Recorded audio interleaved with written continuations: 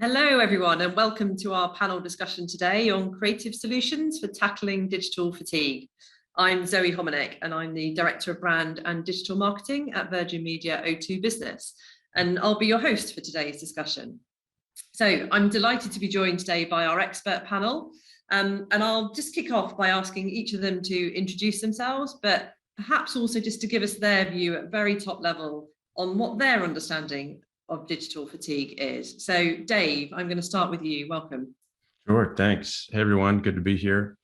My name is Dave Schools. I'm the head of marketing of emerging products over at Hopin, Hopin, a virtual event platform that has a number of other products. Started 3 years ago. We've gone through a period of hyper growth. We're at 1,000 employees now, and I was part of the founding team. And so my understanding of digital fatigue comes from largely from video experiences, lots of screens, and the technology that powers those video experiences. And I guess just to kick off, kind of initial thought is that fatigue comes from repetition. So when video experiences kind of start to look and feel the same, when you do enough of them, you start to feel tired, and that's where the fatigue sort of sets in. So I'll leave it there. Good to be here. Fantastic. Great to have you here, Dave. Thank you. Jory, over to you. Great, thanks. I'm Jory Jardins. I'm CMO of a company called Countable. We are a community as a service company, and we focus on engagement for other brands. And prior to that, I had co-founded a company called Blogcart, which is a digital media company. And most of my career has been in the digital space. And I would say that digital fatigue for me was something that I didn't really come across until COVID, because for the reasons that Dave had shared, it was just this repetition of experiences.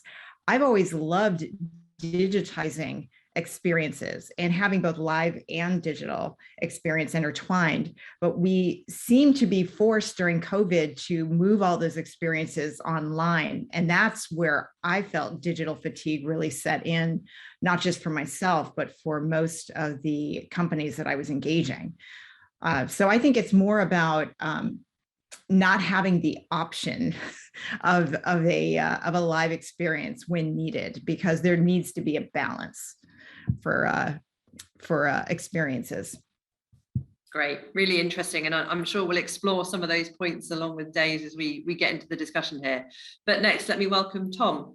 I'd like to introduce yourself. Thank you. Hi there. Hi everyone. Thanks for having me today. So I'm Tom. I'm one of the co-founders at London Films. We're a digital-first event tech company. We work across all different event formats and types, predominantly based in London, but we are starting to branch out to the US and Europe, and really creating kind of wacky experiences across the board, but using a digital-first approach. So that's who I am. That's what we do.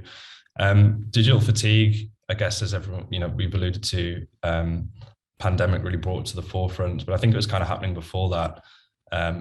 Somewhat of an over-reliance on digital products to the point where it feels like too much within one's life. So I think that the pandemic's kind of heightened that, but I don't know how much will realistically change moving forward. That's kind of my broad understanding of that. Great, thank you. And last but certainly by no means least, Lora. Hi, I'm Lora Jakobsen. I'm the VP of Communications and Marketing at ZeroNorth. We're a tech startup in the maritime space, helping to decarbonize shipping through reducing CO2 emissions. And like Dave, we're super new. We were founded 2 years ago. I was one of the founding members as well. And although we've only been around for 2 years, we have grown. We've doubled in size, since December. So we're on a fast trajectory as well. As far as digital fatigue, for me, it's more about there's so much noise out there. And as a marketing person, how do you actually break through the noise?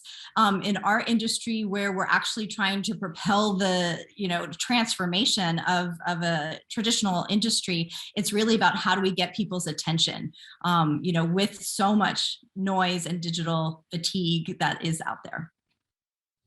Great, really interesting. So it sounds like there's a few themes really coming through there, both in terms of the amount of repetition, the tiredness that creates, the kind of repeatability of the experiences that people are having, and how therefore to stand out. And perhaps we'll start by focusing on that. Are there particular areas, do we think, in which we're seeing digital fatigue, and how is that impacting specifically B2B tech marketers, which will be the audience listening to us today? Perhaps, Jory, if I come to you first on that, just to get your thoughts. Where I think the pain is being felt is on the event side. I used to sign up for things like webinars all the time. I think they're a powerful tool, but if your webinar experience is exactly like the previous 7 meetings that you've had as a marketer, it's there's no distinction. And it's another thing that you have to do. I think where I've started to see some shifting is that we have a very asynchronous mindset.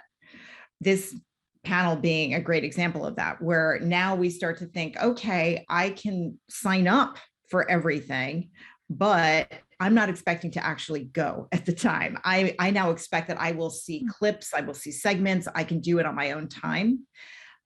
So I'm starting to see more of that. I think there's a hat tip to, hey, we're a global audience. We're all in different places in the world, and we have obligations. We can't all show up at the same time. So we expect that some of that audience will not be live. So creating the best experience for those audience members who want to see it, and who want to see it in perhaps chunks versus all in one. So we've kind of gotten really good at packaging and thinking about how people are likely to absorb the content. Great. So it's about making it digestible for people. Digestible and asynchronous. Excellent. And Dave, perhaps just coming to you on that point, how do our audience of B2B marketers therefore make it different, make it more engaging for people who are listening and are looking for something that stands out from, as Jory said, the previous 7 meetings, which have all been exactly the same? Yeah. Got a number of ideas to share on that, but it reminds me, kind of, Jory, what you were talking about, it reminds me of the early days of Hopin and the problem we were looking to solve when we first started, which was pre-pandemic in mid to early 2019. When we looked at what an event is and kind of boiled it down to first principles, one way of looking at it is that it's content and connections. It's what you're sharing, kind of learning, and the content being shared, the messaging, and then the people. You go to events to not just learn, but also to meet other people. The networking component of an event is critical, arguably more important than the content, I'd say, in some areas. So when looking at that and then translating that to a virtual environment, we saw that most virtual event platforms were focused on the content, like how you share information, very important, but totally forgetting the human side of it, which was how people connect. And that's something that Hopin introduced and was our biggest differentiator. And I'd recommend this kind of just at large, if you're looking to host a virtual event, is look for that connection piece, that ability to allow people to network at a virtual event and meet other people, and not just listen passively to content, but engage with other people, other attendees and speakers and vendors at the event as well. So that's one encouragement would be to look for the human connection side of a virtual experience, not just the content. Interesting. Is that something, Lora, in your organization you're looking at? I really like that balance of content versus connectedness and thinking about things in that structure and that framework. Is that something that resonates with you, Lora, in your business? You know, it's interesting because the traditionalness of maritime is really about relationships, and it's about meeting people and being in the same room. And, you know, with COVID, there was that wasn't possible. So I find actually, you know, the type of webinars, and actually I hosted one today where we were just sharing content and not thinking about the human connection. So I'm hearing what you're saying, Dave, and seeing like maybe maybe our audience would be open for that. But I mean, I think when you're a B2B marketer, you really have to understand who your audience is and do they feel comfortable. In fact, in our webinars, we have a lot of competitors that are on there because our customers are competitors of each other. So they're there, anonymously, hoping not to connect. But I mean, I'm sure there's a wealth of things that we can do in a new way as we can make our audience understand that there is something else that's exciting out there for them online. Yeah. Interesting. And Tom, then from your perspective, just to perhaps bring you into this, as we talk about that connectedness, you mentioned the breadth of kind of digital experiences you're looking to bring to the market. What are the different ways in which you're facilitating that connectedness? Yeah, so there's a few things we're doing behind the scenes. One is a tool we're building called Platform Match, so allowing our clients to find the right platform that's best fit for them. So that's kind of been under the radar, but something we'll bring to the market quite soon. I think the biggest shift change we've seen and something that clients have been a lot more willing to explore is actually finding the right channel for their audience. So analyzing where their audience lives and trying to best connect with them on that channel. And the format of which they do that has changed. So we've seen some of our clients move from quite long form content to short form content on TikTok to launch a product. So instead of that being a big long product launch, it's been a short 15-minute snippet online via TikTok because that's where their audience live. Likewise, we've had one client who their biggest, when you looked at it and you said, where does your audience live? Their biggest audience was on LinkedIn. So it made sense to create that event on LinkedIn for them because that's where their audience live. That's where they engage with them. That's where they had those connections. And likewise, we're really sitting back and taking a holistic view across our clients' channels and saying, where is the best place for you to meet your audience? Because I think that helps also combat digital fatigue. So instead of sending them to something where they're perhaps not familiar with, or, they've done a few different times now, or it feels the same, it's, your audience spends lots of time on TikTok or Instagram or LinkedIn. So why not meet them there? Why not hold that event in that environment for them? And I think we've seen clients become a lot more open to that. Whereas pre-pandemic, it was a bit like, I know about that, but perhaps I'm not quite ready to engage on that. So we've seen a lot more of that. Great. And interesting, you mentioned formats there. Jory, from your perspective, you've obviously got a lot of experience in digital. What are some of the formats that you're finding from a content point of view that are really resonating with audiences right now?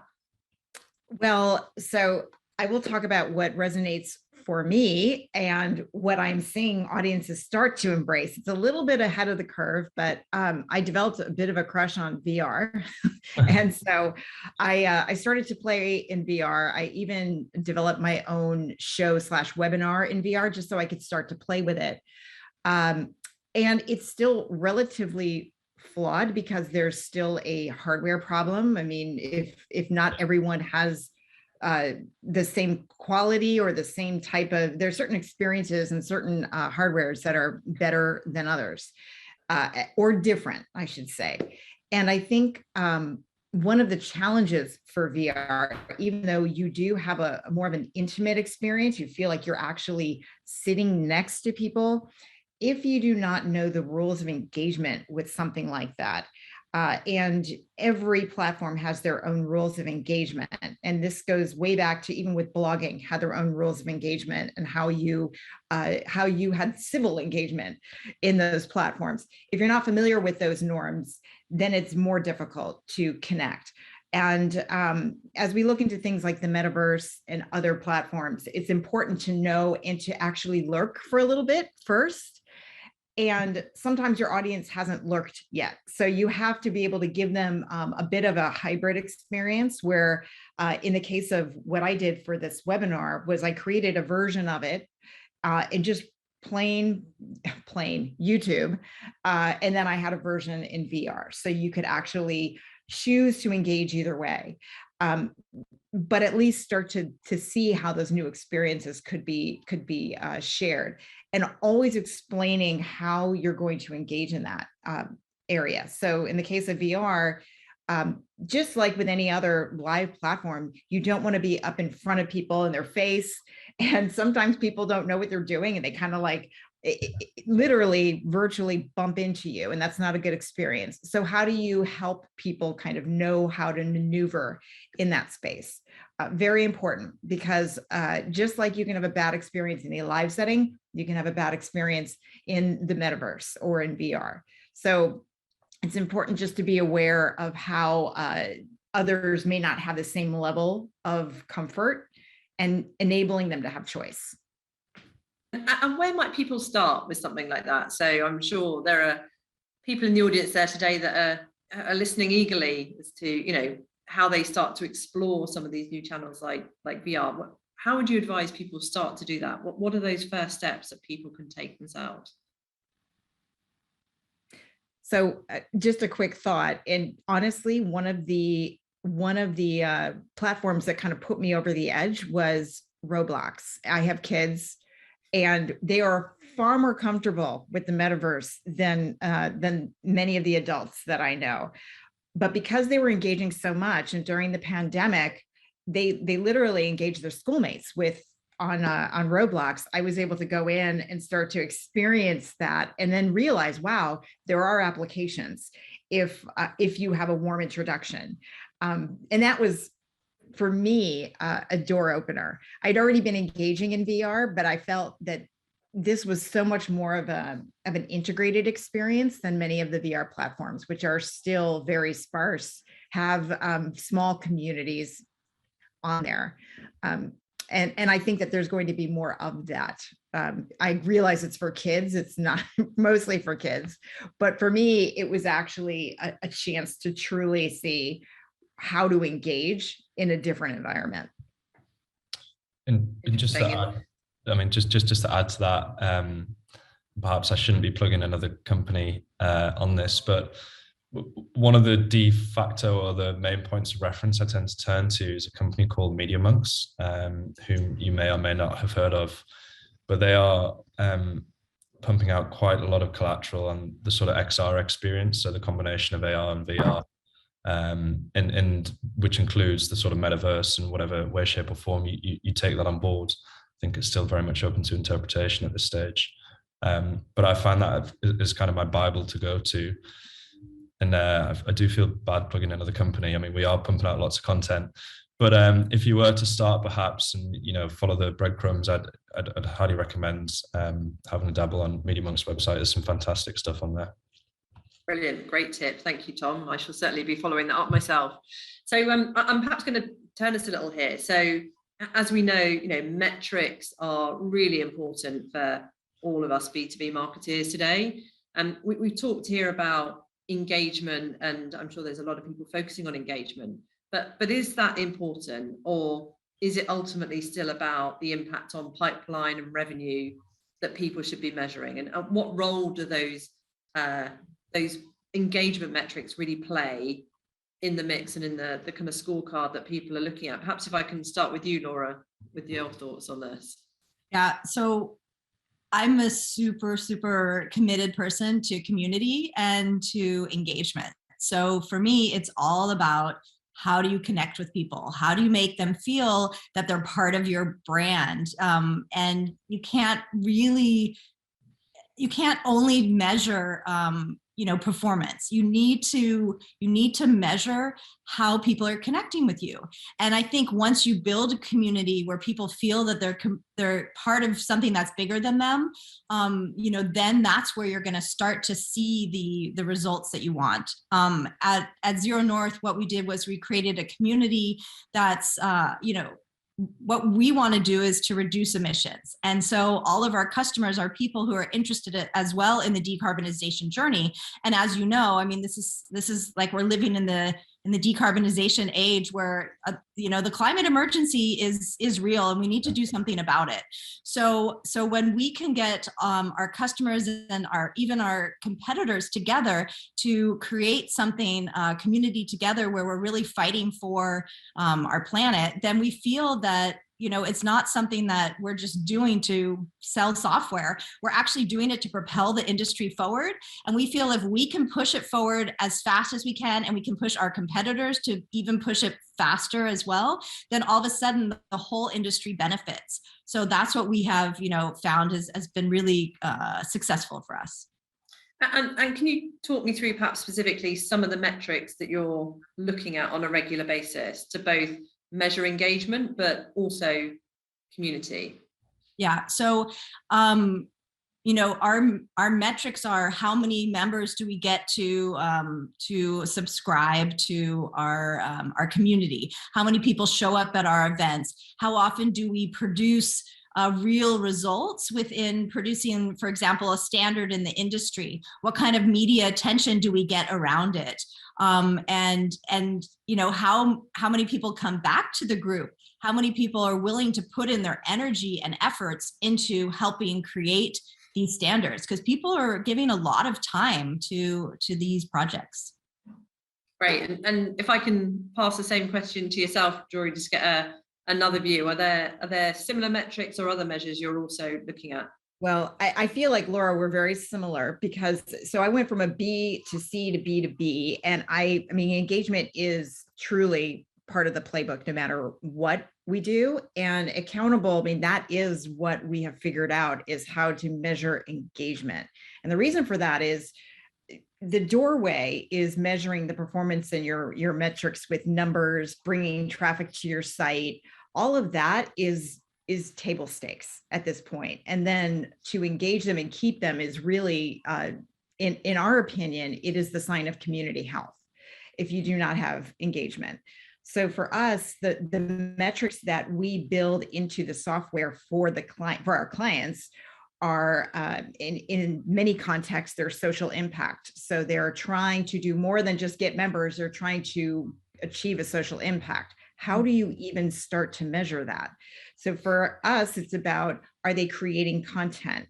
Are they developing, or we have tools where you can advocate or write to a congressperson, for example. Are we getting letters out? What kind of engagement and content out are we getting from that audience? There's so many different ways that we've measured that. The idea is,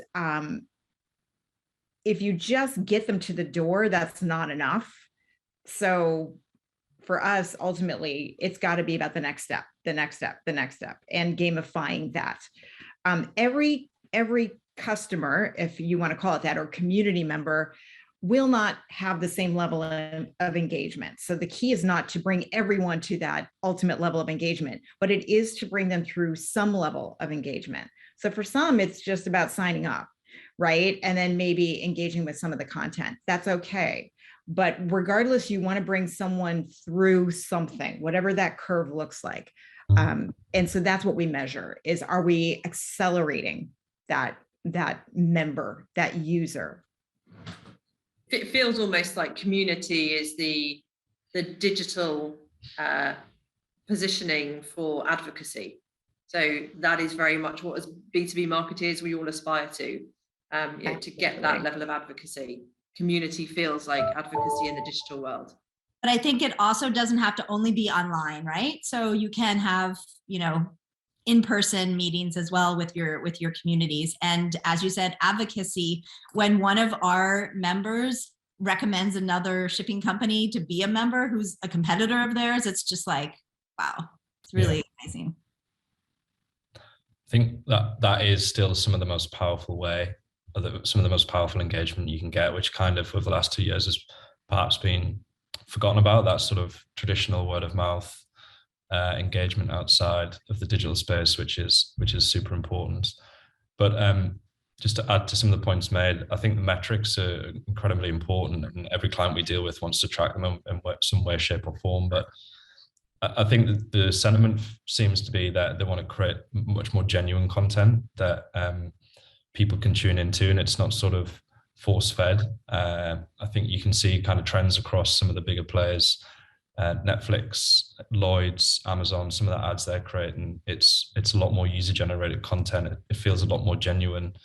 And I think from that, some of some of the things that fall out the back of that is, yes, you want to track metrics, but you actually want to create something that makes people feel something as well. And I think that they started to flow into people's events and the content and the way that they're delivering there as well. I think that's super important. I have a perspective on that, because I think there's a win-win here, that, or it's a both and instead of an either or, that I think we're missing potentially here is, and again, I'm kind of coming from a video experience perspective, like a platform perspective on, something like we're in right now, that everybody's, watching here in the chat, like we're having this conversation. How do you measure engagement in an experience like this? I think I don't know if we're quite ready for the metaverse just yet. A lot of technology still needs to be figured out. I think people are divided on that, but I think something that we're focused on is where we're at now with video conferencing. There's an in-between step between video conferencing and the metaverse, where you can make video conferencing that much more authentic and engaging and personal and human. And a lot of technology and features and platforms have some work to innovate on this scale. And when you give users the ability to communicate, emote, connect, and kind of express themselves in a video conferencing environment, that's more than kind of the standard platform. Those features allow you much richer engagement metric data to report on. And that's what we're saying at the B2B marketing level, is that folks want to own this data, have it seamlessly integrated with their CRMs so that they can lead score on the most engaged participants at their events. So the more kind of tools and features you give for folks to authentically connect, the more you can measure, report on, and seamlessly integrate into your existing MarTech stack. That's kind of what we're focused on at the moment.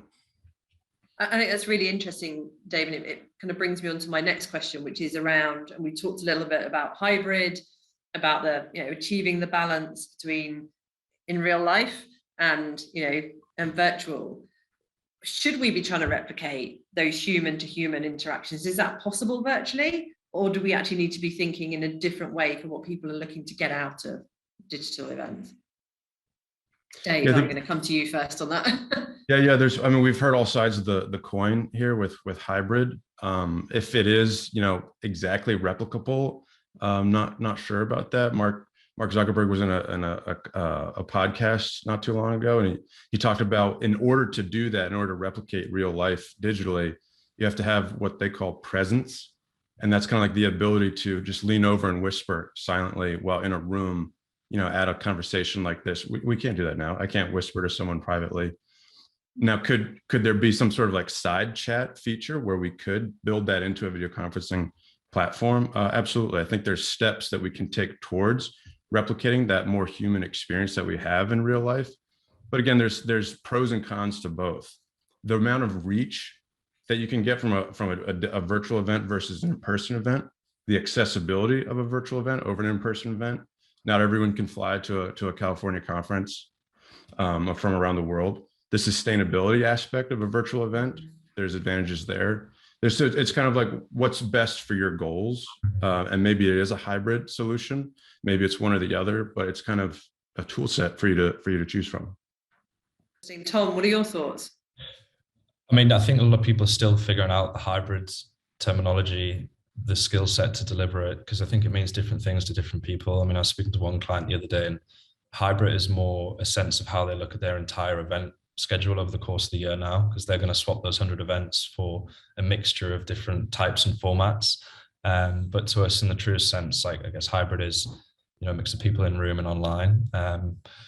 And for me, it's a win. I think it's one of the major positives to come out of the back of the pandemic. We have all these beautiful spaces that need to be utilized in some way, shape, or form, but you want to keep an event as accessible, as sustainable, and still have that reach. And I think the hybrid does exactly what it says on the tin. It mixes the two and creates a blend solution that is kind of fit for all. And I think it's something quite perfect that's fallen out the back of the pandemic. And it's really allowed events to elevate to a level beyond, I think, anyone really expected, because you can bring those digital aspects into space, into the space, while still replicating them online. And I think it's that And that's where you start to maybe tinker with some of the terms people use, like the metaverse, but being able to use those digital assets, those digital creations in room and online is quite exciting. Yeah, it feels like we're really on the cusp of that, doesn't it? Like you say, actually looking at how, virtual and kind of physical come together. Yeah, in the event space. How do you stitch it together? So, and I get your point that you're not going to have that true conduit between the two, but how does somebody at home feel like perhaps they're part of what's happening in room? And I think it's that digital conduit in between. Yeah, and it's a great point you make as well, Dave, about being really clear on the purpose. What is it you're trying to do, and therefore shaping whether it's real, digital, and letting that guide both the what and the how of kind of bringing that together. So we're focusing on events quite a lot here, and it's clearly a much more significant part of the mix, I'm sure, for most B2B marketers than it was pre-pandemic, particularly in a kind of a digital environment. But why is it then that for so many of us, webinar experiences are so unremarkable? One feels like the next. Jory, perhaps from your perspective, why do you think that is, and what is it we can be doing to make that feel more alive for customers? Well, at the risk of repeating myself, but I still believe it to be true. I think we need to be more realistic about our audience's time. And for us, that has meant breaking up what we're doing, making it more digestible, and assuming we're going to get 50% attrition. We're not going to get some immediate signups, or I should say live attendance, but expect that a good number of our audience will not want an entire segment. They'll want to get bits and pieces. They'll want to see it in text. They'll want to see it in video segments. They'll want it in different formats, and to really look at an event as many forms of media, and to leverage it. And the good news there is that you don't have to do it all in one. You can get much more out of a single event, and create articles from it, and create experiences post-event as well. So we kind of look at it as one kernel of content, or a digital asset that we can then leverage for so many more things asynchronously. Interesting. Dave, I'm sure you've got some thoughts and ideas around this, given kind of what some of the things that you're doing, and you've shared some of them in terms of the engagement you can be driving. But why does it feel so unremarkable? It's something that's so front of mind, I'm sure, for so many of us. How do we stand out? Yeah, what we have a term or a phrase for one of the problems with webinars today, and that's one size fits all syndrome, in the sense that every webinar you go to kind of feels the same, and it ends up being kind of this passive, one way being talked at experience, which is not something that a lot of people want to show up to. And I think that's reflected in attendance rates. With Hopin as a more interactive and engaging video platform, our average attendance rates are 80% and above, just because we introduced the networking, the human component to it. But that's an event. Let's go back to a webinar. With a webinar, we've seen that they're built for the marketers who use them for lead generation. They work well for lead generation, for capturing information through a registration landing page. Whether those folks show up or not is kind of secondary to the data that you've already collected on the landing page, because now they're in your email nurture drips and funnels. They didn't even show up for your content, for your live content. That's a problem. That means that the webinar experience, live experience itself, to your point, Jory, is not worth showing up to. And that's an opportunity to make that experience worth showing up live so that you don't miss it. When's the last time you heard of a webinar that came from word of mouth marketing, where someone said, like, did you see that webinar? It was so good. You have to go, you should go to this. I recommend going to this webinar because it was that compelling. That's not something we hear often. I think that's something that is an opportunity for us marketers to turn around.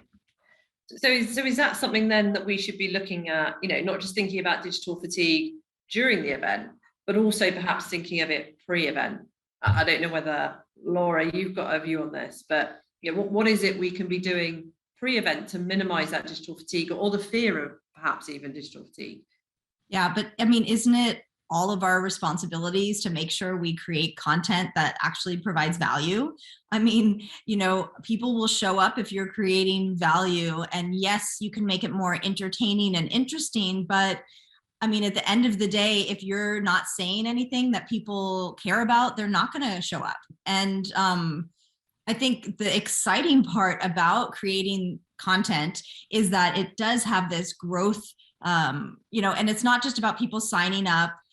Yes, it's good to get those leads, but also when you have some digital content, the life that it has even after the event. So for us, when we're kind of thinking about how do we get people engaged ahead of time, we try and think about like what's happening in the market right now. What is everybody talking about? What is the subject that everybody needs to know about? And for example, in shipping, it's quite easy because there's regulations all the time. So most people are super worried right now about, this carbon intensity indicator that's coming up in January of 2023. And they want to know, what is it? How do we work with that? How do we take advantage of that? And so that's the type of content we try and create. Interesting. And I think there's a critical role, right, for content, and that's what people are consuming. It's the value. These things are very much a value exchange, and that is the value that customers are looking to get. But what then, Tom, if I can come to you, as people are battling this digital fatigue, how much of it is about technology and the features? And if that's the case, how do marketers go about picking from the huge plethora of, technologies and platforms that are there for them today? How do they go about making those choices and start? Yeah, I mean, it's a challenge, but there are resources out there. I think it's G2 software, which basically analyzes a number of different platforms for people to find in kind of picking something that fits what you're trying to do. And I guess it goes back to the point I made earlier. It's meeting your audience where it matters, finding the right channel. We talk about this omni-channel approach. When we use the term webinar, it's finding, that webinar can be translated into different channels to kind of engage them and try and make them feel part of actually what's happening, which I think is really important. So, there are hard resources out there, sort of the software websites, like I said, like G2, but I think it's being pragmatic and looking at where it makes most sense. Back to the point I made, meeting where it matters, to try and combat that a bit, because it is a challenge. But ultimately, it depends where your brand lives and breathes. Like, what are the channels that are key to you, and utilizing them if you can. I think that's super important. Great, interesting. And as I guess now we're at that point where hopefully we're starting to kind of come through the pandemic. I'm not sure we're quite out of it yet, but certainly we're starting to come through it. And this feels like the new norm, right? This is not going away. So how is digital fatigue as a consideration then impacting the broader marketing mix? And perhaps, Jory, if I can start with you again on this one. So how is people thinking about their full mix? What are the considerations? What are some of the new technologies perhaps they should be looking at to test, to learn, to bring into the marketing mix in engaging with customers? Well, so I touched on some of the new technologies that we've been exploring, but I would say there's also relatively analog techniques and programs that we've been developing, because for us, community is a marketing strategy, and developing a community, you can integrate a lead gen mechanism, you can integrate brand building. There's so much that happens, a word of mouth mechanism. So we kind of look at that as the kernel, and in order to create a strong community, you need to have influencers in that community involved. So one of the parts of our playbook, and this is something that I've done in several companies actually, and it has really worked well, is establishing an advisory board, an influencer board. If you're trying to break it out by function, it's really about letting members of that community who already have some hold in that community provide you a direction, and you are in essence elevating their platform. And in the case of Countable, we have an ESG council, and some of these luminaries on the council are helping to elevate the state of the art of social impact in digital context, but also within companies. Some of them are impact investors. And the idea there is the playbook is theirs, and we are helping to further what they're doing, and it is naturally of interest to the community. So rather than try to figure out what is the right webinar, it's let's help your community to get where they want to go and to further your best practices and leverage that. It has become a wonderful way of developing our greatest advocates, and it is an engagement engine without question. Fantastic. And the same question to yourself, Lora. How do you look at that full mix? Yeah, I'm actually very interested. I wanted to ask sort of Dave a question. Go for it. Because, he's a company's like a year ahead of us. But, for me, when I'm doing the go-to-market strategy and rolling out products, as we go into new markets, I think it's very interesting. And as we acquire other companies, it's also how do you incorporate them into your brand? And so, for us, when we're rolling things out, we say, okay, we have to do market development by sprinkling the market with the problem that exists. And then we come with, here we are, and here's the solution. And then, media release, and then an event, maybe an in-person event with either influencers or leaders in that community, and, build the team, hire sales guys, blah, blah, blah. So I'm kind of interested, from Dave's point of view about B2B marketing to new markets that you're expanding in across the world, and then also dealing with, acquisitions of new brands and incorporating that into your own. Yeah. I'd say it starts with the story of the company. Like, why do you exist? What unifies these separate brands? What is the product platform that you're building? Because they'll kind of start to come together to be a larger platform. What's the life cycle that you're providing to your customers, where they use each of those platforms together? And that story is it's a product marketing challenge.